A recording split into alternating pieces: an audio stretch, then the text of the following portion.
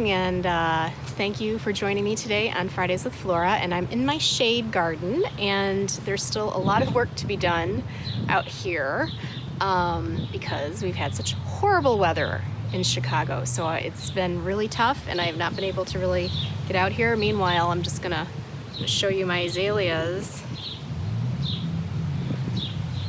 Aren't really waiting for anybody. So things are blooming back here.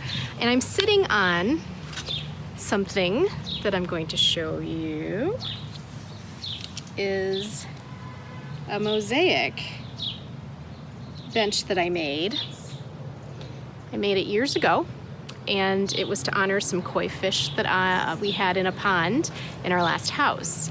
And today we're going to work on mosaics, but not how we've been working on them. On the channel, I've been showing you tougher surfaces to work with, like metals, which are really slick. We're going to actually be more traditional in this project and use stone, like this bench right here, which is actually a lot easier because stone and cement is very porous. So that tile and that tile adhesive, which is what we're going to be using, versus silicone, which is what we've been using, was really easy to work with, and it cures fast, and the grout sticks nicely to it, and it's a more traditional way to mosaic. So join me today. We're going to create a really great garden ornament, something cute and small to decorate my garden for the spring. So join me, and let's break some plates and have some fun. All right, first off, you need lots of stuff, right? And if you followed my mosaic projects, you know if you can glue it, and it's a tough material like plastic or glass, it's getting on there. If it's gluable, it's getting on there. So, you know, I have a lot of like stained glass from friends of mine that actually do stained glass. I've got glass beads. I collect buttons. I often go to the thrift store, and I mean, for a giant bag of buttons for like $1, you get like a ton of fun things to glue. There's traditional mosaic tiles that I've got, and I break plates a lot. It's a great way. It's cheaper than therapy. You get a lot of aggravation out, and I try to keep them. So sorry. You know, Chicago, there's just always, sirens going. Okay. But yeah, you're just gonna break a lot of plates, and I have more plates to break. The other thing I did do is I bought some tile, like real tile, from Home Depot. Now, I was hoping to find a bigger cement statuary that would have been able to use these, but what I ended up getting, because I really had my heart set on a frog. So he's really cute, and I just think these might be too big. We'll see. Might get a couple in there. But, you know, as we get creative with our tiles and what we're gluing, I just say, you know, check out the tile aisle at your big box store, because there might be some treasures there. I mean, this is only $4, and this is a good handful of tiles. So, you have your cement statuary, you've got your tiles, your things you're going to glue, and then we need glue. And like I mentioned, we're going to be using tile adhesive, which is a more traditional glue for tile. This is what you use if you're tiling your bathroom, you're putting on drywall. So this is what's going to work on a more porous surface. And then we'll get to the grouting phase in a bit. But now we're going to just start covering your piece. And I'm going to let some of him come through. I'm not going to totally cover him. I think what I'd like to do is just decorate his back, almost like whoever created this, they did the same thing. It's a shame I'm covering up some of this detail work, but I think the tiles will be prettier. And I'm probably gonna have the tiles kind of cover his back, up to his head. I might have some fun with his eyes, and we'll see where we're at. But I'd like to see, you know, he's got really pretty flowers down here. I don't necessarily want to cover So yeah, we'll get them all spruced up with some mosaics, and I'll show you how easy it is. One of the things I am gonna try, I have some tile nippers here, and I really do like these tiles I bought at Home Depot. And in the heat, they're just coming right off the netting on the back, because they're just lightly glued on there. So to get these smaller, you can always just, and by the way, before I do this, safety goggles. When breaking plates, when breaking tiles, watch your eyes.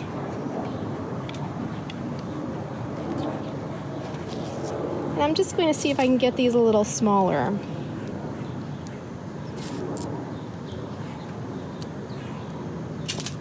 And there we go. As you're kind of getting your stuff ready, think about your design. And one of the things that I am going to do, the artist who put this together had some really great paisley curly-Q things here, and I think I'm gonna kind of mimic that with my tile. Maybe have a stripe down, and then maybe do a curly-Q here and a curly-Q there, and then see what I have left to kind of fill in. If you're going to break plates, you can take a look at some of my other videos. But a trick that I do for plates is I put the plate in like a dollar store pillowcase so that it's covered and protected and pieces aren't flying all over, so you're hurting other people and losing those pieces because then they go all over. And you just take a hammer and just start hammering it right inside the pillowcase and check on it, see what kind of pieces you like or if it needs more. And then all the pieces are kind of held together in that pillowcase. And it's only $1, so you can toss the pillowcase once you're done. So keep that in mind. I don't know if I'm going to be breaking that many plates because I have a lot here already that I think I'm going to be able to use. All right, I've got some pieces to get started. And what I use is just a plastic utensil, a knife. This is the back of a spoon. And you're just gonna, you could either put it on the tile or you can put it on the spot that you're working on. And you're putting it down like frosting and as evenly as possible.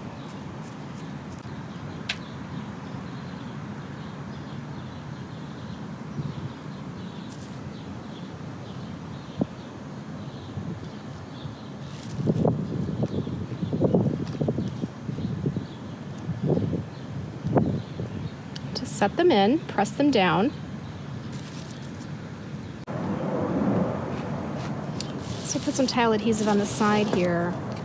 What's nice about the spoon is you can kind of get, it is really like frosting a cake. You can get into these crevices.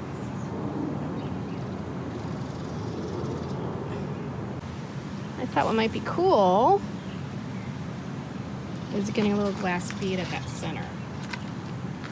Okay, so we've gotten pretty far along on our little swirly guys, and I've accented them with some pieces of like a peachy pink. Now I'm going to find just little pieces to kind of do some filler. And I think I'm going to work with possibly some smaller pieces of glass and traditional mosaic tiles to sort of fill in here. I will say it's pretty hot and sunny, and this tile adhesive is drying up pretty fast. I don't think we'll have to wait 24 hours to have this cure, which is usually what you want to do. Also, I would recommend, if you're in the hot sun and doing this project outside, keeping your tile adhesive somewhat covered so that it doesn't dry out as you're working. So go in, scoop some, and then cover it again because it's moving pretty fast. So you can see I went with the red and the green on his little booty. So here's the deal. Once you've got all your tiles in, ideally you want to let tile adhesive cure for 24 hours, but that's usually really big tiles and big pieces. These are really, really small pieces. If you want to be safe, go ahead and let it sit overnight. If you're in a hurry, and I have to admit I kind of am, I'm just going to let it sit for a couple hours. The sun is hot. I think, you know, I'm gonna wait a couple hours, and then I'll show you how to grout this bad boy. To be safe though, I would recommend 24. So it's actually been 24 hours. I decided to be prudent and do things the right way and not rush things, because after all, if I'm not doing things the right way, then how do I teach you guys to do things the right way? So in 24 hours, this gets cured, not just set, but cured. And you can just feel when you wait your 24 hours, even our little tiny bits are really set in there, which is what you're looking for. So now it's time to grout. What you need is grout that has a water-resistant material in it mixed in already, and Polyblend is the one I use. You can get it at a big box store in the tile aisle, and you can get it with some tone or white. We're going to put some tone in this because I kind of want the grout to blend with the statuary a little bit. So you've got your grout. You need a container to mix your grout in. I've got a small mud pan that my husband uses for drywall. You need some water, which I will fill with water. You also need some sponges nearby and a bucket of water. So let's get our cups worth in here. All right, I have a mixing stick, and I'm just going to put a little splash of water to get things going. What you're looking for is kind of some thick cake batter.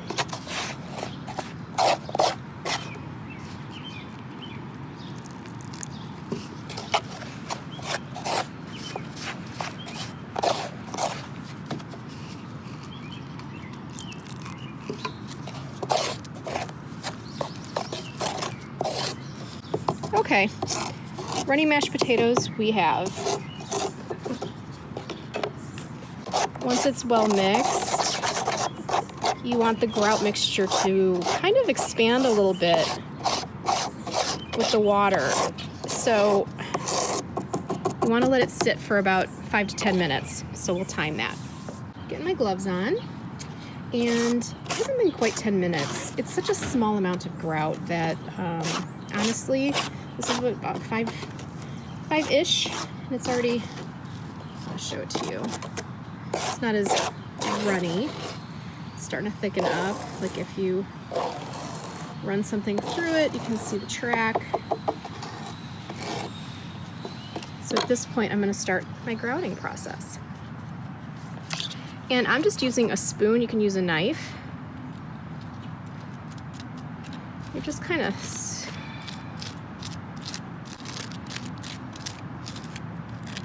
palette knife is also really nice. You kind of want to get the grout, obviously, in between our tiles, but also scrape it over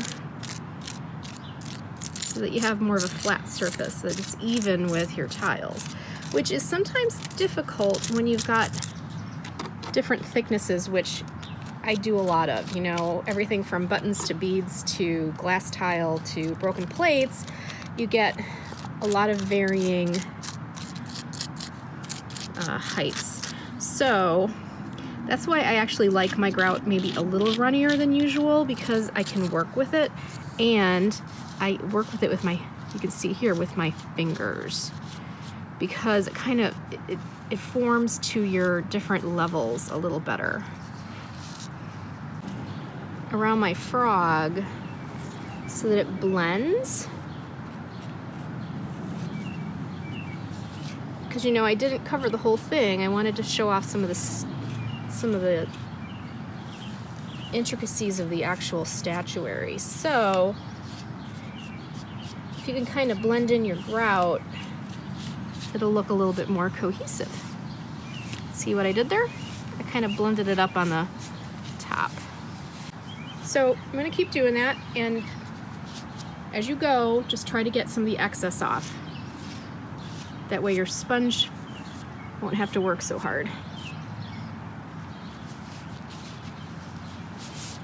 What you do is you let it sit.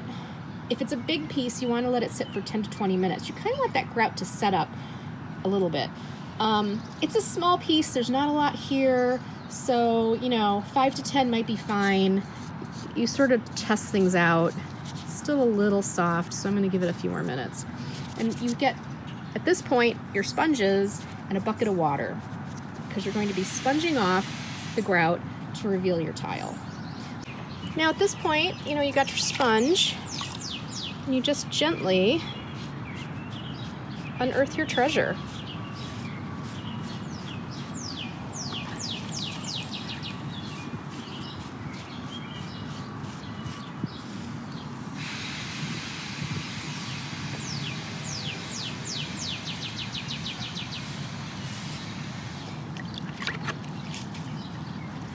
So you clean some off, you get some fresh water, clean off more, get some more water.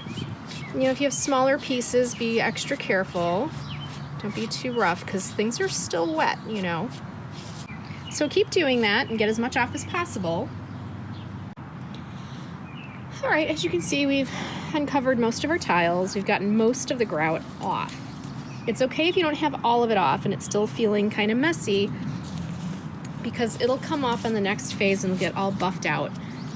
We just need to let it set now for an hour or two. Large pieces, definitely let it set for 2 hours. If it's a hot day and the sun's baking on it, you can cut your time. But you want that grout to set up, to be firm and settle into the crevices. But you still want the grout on the top to be soft enough that we can brush away anything and buff anything that's on the tiles. So I'm gonna check on it in about an hour because it's a small piece and it's nice out, it's kind of warm, so we'll check on it in an hour, but ideally 2 would be best. Okay, it's been about an hour, and what I like to do is just get a sense of how set my grout is. It's still soft, but it's definitely settled into its spots. It's definitely not dry. So you just want to get some of this grout off the top. A couple ways to do that. One, this is a toilet brush actually from the dollar store, and it's got soft plastic bristles. That's what you want. You don't want anything too hard and abrasive, and you just want to lightly brush off your grout. Like so. And you can see it's really starting to clear up our tiles. You can see the shine, you can see the colors, you can see the detail. Don't go too aggressively because you still have soft grout in between. It's not cured or set in any way, but so you don't want to take too much from in between. You just want to get what's off your tiles. And once you get that off,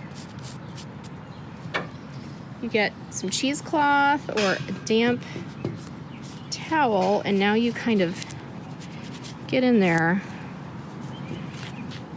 and polish your tiles. Now you may find that some of your tile adhesive got on some of your tiles, and that's okay. You can, if it doesn't come off with the toilet brush, you can get in there and kind of scrape it off with your nail, or you could use your mixing stick, which is wood. It's nice and soft, so you're not going to scratch stuff up. See how I did that? And you can get some of this tile adhesive that got a little messy off of some of your tiles. So continue on like that, and then we're going to do one final step. Well, here's our guy, and he is all cleaned off. And so a couple things. One, be very gentle with it. It's not really cured for another 16 hours. And after a few days that it's been, setting and drying, you can have it out in the yard, but it's always great to seal it with some sealer. You can brush some sealer on bigger pieces with a sponge brush. This is a spray, which I thought something little could work with a spray. So we're gonna spray him down in a few days, and that'll just protect the grout, protect the dirt, and make it just a little bit more water resistant. So that's it. Here's our Mosaic statuary. So that's it. Thanks for joining me on Fridays with Flora. And please subscribe, hit that button below. It really helps us out. Get more subscribers and share our content, and check out the comments. There's really great tips in some of the projects from the community. Thank you community.